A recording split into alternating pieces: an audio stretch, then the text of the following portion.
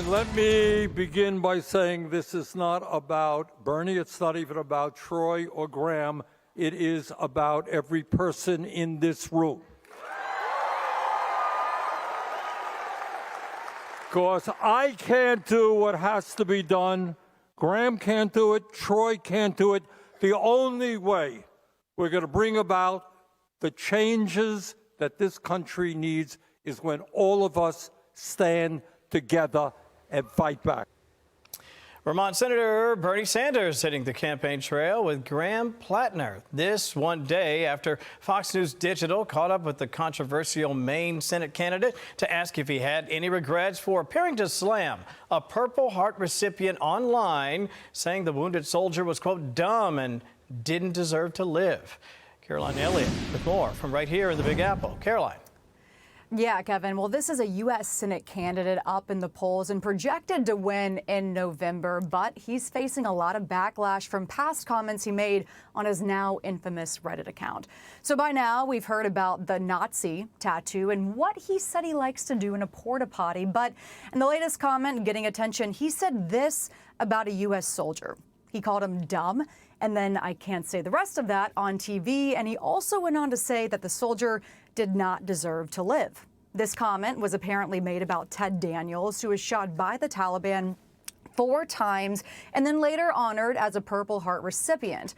Over the weekend, Fox News Digital asked Platner if he felt he should apologize for those comments, and here's what he had to say. I did 4 tours of the infantry. Any attempt to say that I disrespect veterans is slanderous and offensive. Do you think you owe him an apology? Do you know how many of my friends had Purple Hearts? Do you know how many of my friends got wounded? Platner, who served as a Marine and Army veteran, has admitted to owning that Reddit account P Hustle, and he has apologized for some past comments, including calling white rural Americans racist and stupid. Platner has said these past comments are tied to his PTSD from his time in the military, and on top of that, he reportedly said he was drunk when he posted. Kevin. Caroline, thank you so much. We appreciate that.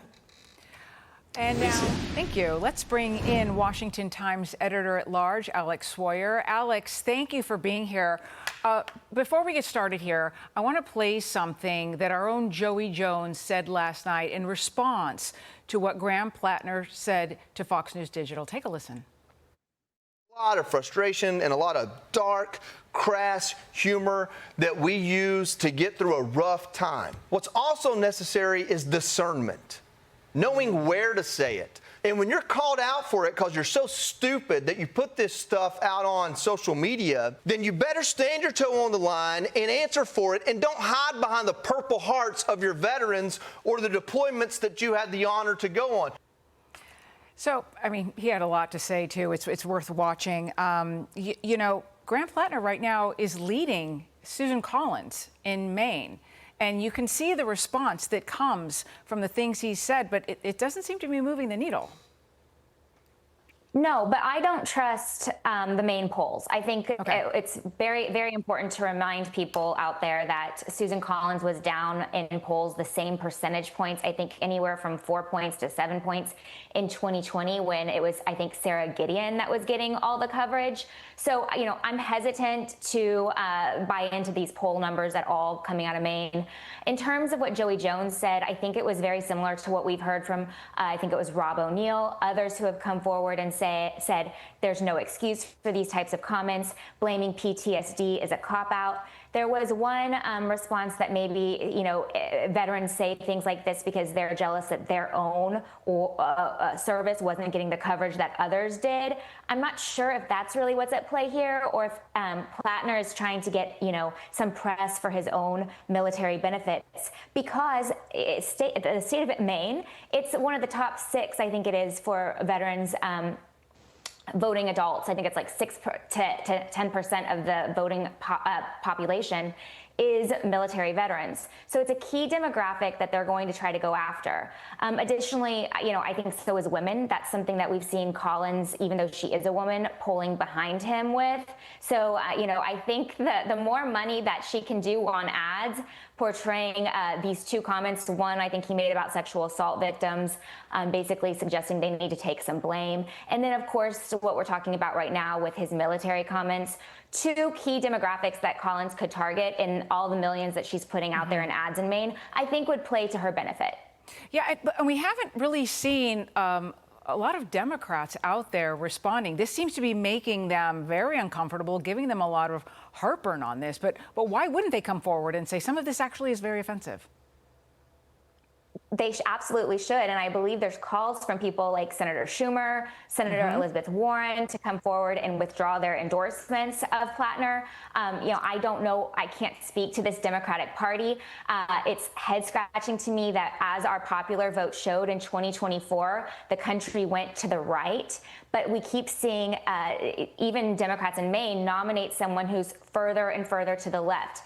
Janet Mills would have been a more moderate candidate. You would have seen people like Schumer, I think, getting behind her more so than what we see with Platner. But nonetheless, they're all coalescing together despite these horrendous comments. And he keeps coming to the point that he said things, back years and years ago on social media, but those have continued to haunt him. It's going to be up to the voters in Maine to decide whether or not they support such vulgarity.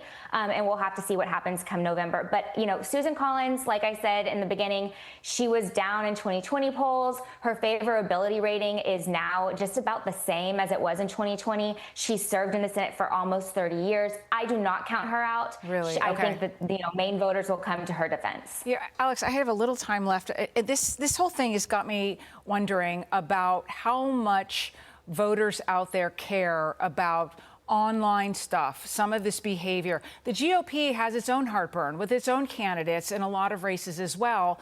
And a lot of times what we see is voters saying, we want change. We want, on the GOP side, someone who's going to support the president. On the left, it's we want change. We want something different.